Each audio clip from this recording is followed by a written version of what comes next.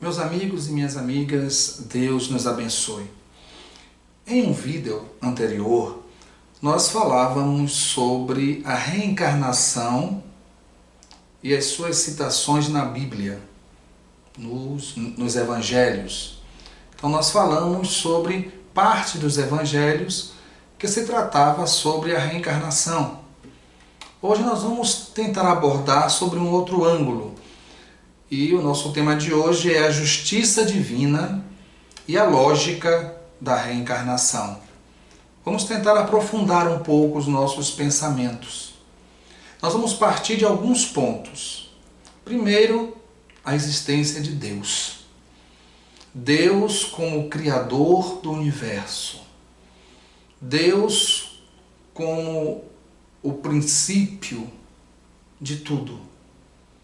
Deus como o nosso Pai. Deus como o Criador de tudo que existe. Do universo, dos planetas, do nosso planeta Terra. Deus como o Criador de cada um de nós. E vamos falar sobre alguns dos atributos de Deus, também como premissa. Ele sendo onipotente, Ele é a maior força do universo. E sendo soberanamente justo e bom. E aí nós vamos mergulhar na nossa existência. Na Terra, no nosso planeta. Na vida de cada um de nós. E nós vamos tentar buscar, nessa própria vida que nós vivemos, comparações para entender a justiça divina e a lógica da reencarnação. Nós podemos ver as diferenças entre os seres. Tem pessoas que nascem com uma saúde de ferro, uma saúde muito boa. Outras pessoas nascem doentes. Pessoas nascem com o corpo perfeito, todos os seus órgãos, todos os seus segmentos, todos os seus membros em perfeita ordem.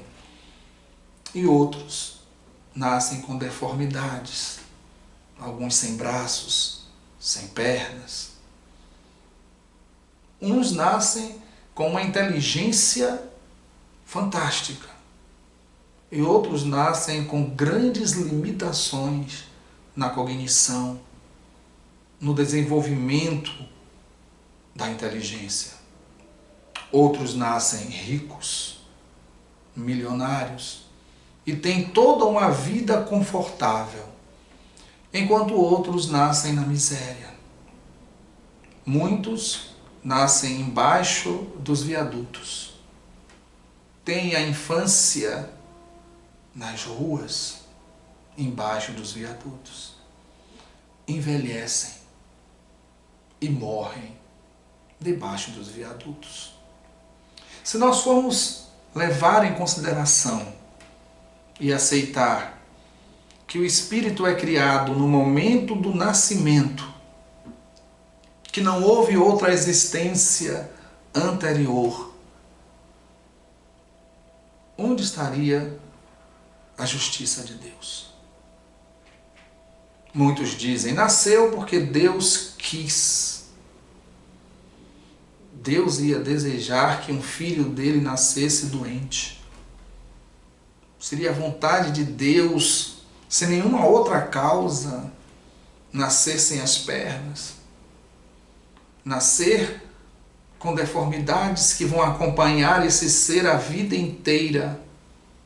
Deus quis isso. Pessoas que nascem no leito e vivem no leito. Quando crianças não têm condições de ir para a escola, não namoram, não estudam, não trabalham, não conseguem ter filhos, uma vida inteira dependendo de outras pessoas para tomar banho, para se alimentar, para se vestir. Quando se acredita na unicidade da existência, a resposta que se tem é essa. Foi Deus que quis assim. Será que isso combina com a justiça divina? Será que isso se coaduna com ser soberanamente justo e bom? Não é interessante mergulharmos o pensamento nisso? Você que está me ouvindo, você que pode andar, que pode trabalhar, você que tem filhos, você que está me vendo aí, que enxerga. Será que aqueles que nascem com limitações, com deficiências, aqueles que nascem pobres, aqueles que não conseguem andar, aqueles que passam a vida inteira dependendo dos outros para a manutenção de suas necessidades básicas, será que Deus quis isso? É a justiça de Deus. Outro ponto interessante a gente analisar em relação ao destino depois da morte. As culturas, as religiões, com o passar dos séculos, dos milênios, foram trazendo para as criaturas o conhecimento de que quem faz o bem vai para o céu. Quem faz o mal vai para o inferno. E criaram as penas eternas e os gozos eternos. Sim, é uma justiça, sim. Se você comete algo errado, você tem que pagar por isso. Mas eternamente pagar por isso? Será que isso se sintoniza com a justiça divina? E aqueles que não fizeram bem e nem fizeram mal? Aqueles que, como nós falamos anteriormente, passaram o tempo inteiro doentes, na cama, sem muitas vezes se comunicar, sem enxergar, sem ouvir, sem falar. Eles não fizeram mal para ir para o inferno depois da morte. Mas também não tiveram a oportunidade de fazer o bem para ir para o céu. Nós não estamos falando de justiça? Então, e as crianças que nascem e pouco tempo depois morrem? Vão para onde? Para o céu, mas não tiveram tempo de fazer o bem. Para o inferno, mas não tiveram tempo de fazer o mal. Para onde eles vão? Para onde? Ficam vazios. Ficam a sensação de falta de resposta. E muitas vezes, para nos livrarmos da inquietação, da falta dessa resposta, nós falamos, mas isso está dentro dos mistérios de Deus. Mas Deus quer que o homem cresça. Cresça. Vamos entender agora e tentar dar respostas a essas questões pela lógica da reencarnação? Lei criada por Deus, para que a criatura possa crescer, se desenvolver. Para os primeiros tópicos que falamos sobre as diferenças entre os seres, sobre os diferentes nascimentos e as diferentes formas de viver, quando nós analisamos pela lei da reencarnação e conseguimos fazer um link em relação a vidas passadas, tudo se esclarece, tudo se encadeia e uma lógica fantástica começa a iluminar a nossa cabeça. Jesus não disse que a semeadura é livre, mas a colheita é obrigatória? Que cada um planta o que quer, mas colhe o que planta? Não é muito mais lógico a gente pensar, por exemplo, que aquela pessoa que nasceu com a deformidade nas mãos pode ter em outra vida, na vida anterior, feito algo negativo com as suas mãos, cometido crimes com as suas mãos, e aí retorna agora com uma deformidade. Isso não responde mais à lógica e ao raciocínio. Quando você vê alguém embaixo de uma ponte e você descobre depois, através desse processo de reencarnação, que essa pessoa no passado foi muito rico e desperdiçou, foi um político muito rico que criou leis que prejudicou a sociedade e roubou e retorna ali pobre, na miséria. Isso não condiz mais com a justiça e com a bondade de Deus? Em relação às penas e os gozos, eles deixam de ser eternos.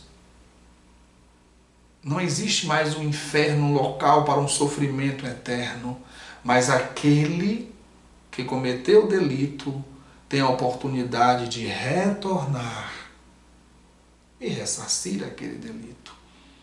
E aí nós entendemos o que Jesus quis dizer quando falou: nenhuma das minhas ovelhas se perderá.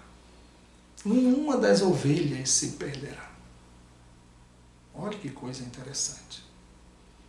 Evidentemente que existem situações e situações, não é verdade?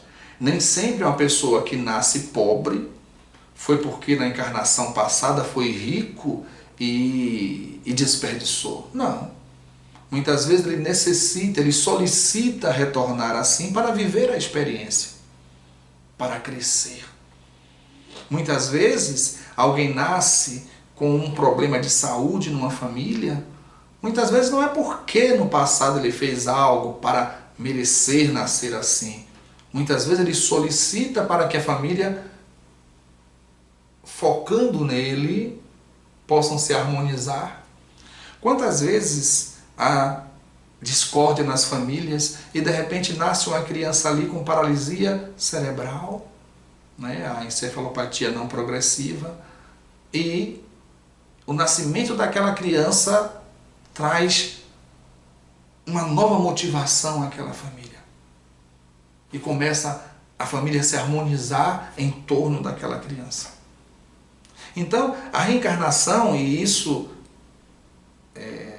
vai gerar temas futuros, né? Existem vários mecanismos no processo da reencarnação, que cada caso é um caso diferente. Entretanto, essa lei que é divina, que não é criação do Espiritismo, o Espiritismo apenas nos trouxe esclarecimentos sobre ela. Inclusive, pessoas antes do Espiritismo ser codificado já acreditavam. Culturas já acreditavam na reencarnação. Ela é uma lei. E uma lei que nos traz um encadeamento dos acontecimentos, de uma lei de causa e efeito, de semeadura e de colheita, mas acima de tudo fazendo com que o ser entenda que ele é o arquiteto do próprio destino, que ele constrói o seu futuro e que Deus é soberanamente justo e bom, que o nosso destino é a perfeição, é a iluminação, que Deus, sendo onipotente, a maior potência do universo, nada consegue vencer o amor de Deus.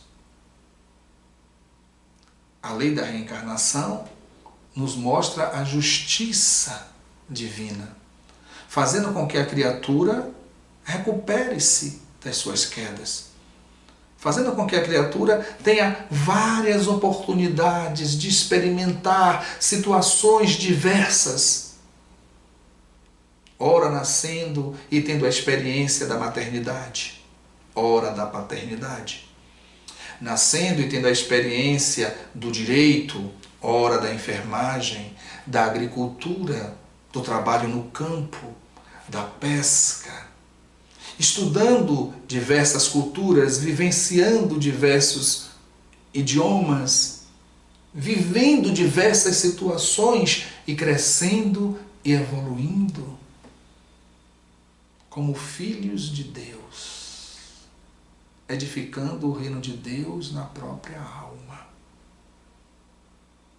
A justiça divina nos traz a lógica da reencarnação, da semeadura e da colheita, do cair para levantar.